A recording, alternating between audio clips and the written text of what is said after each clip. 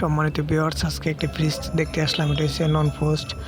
নন ফ্রস্টের এটা যে সমস্যাগুলো হচ্ছে দেখতে পাচ্ছেন, অতিরিক্ত বরফ হয়ে গেছে। যে চেম্বারগুলো আছে ইভাপোরেটর একবারে প্রচুর পরিমাণ আইস হয়ে একবারে ফুলটা ভরে গেছিলো। তো আমি একটু পানি দিয়ে এটা ভিজিয়ে নিয়েছি। আস্তে আস্তে একদিন পর আসলাম, আইসা ফ্রিজটা যখন দেখলাম এটা আস্তে আস্তে অনেকটা বরফ কমে গেছে।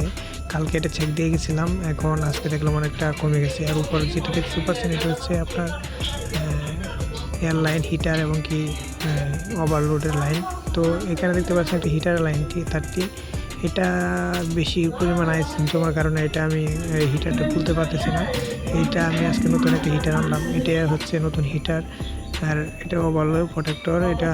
আর হচ্ছে এখন নিচের যে ক্লাম্পটা আছে এটা আমি নতুন করে আবার লাগিয়ে নিয়েছি, এখনও লাগাবো।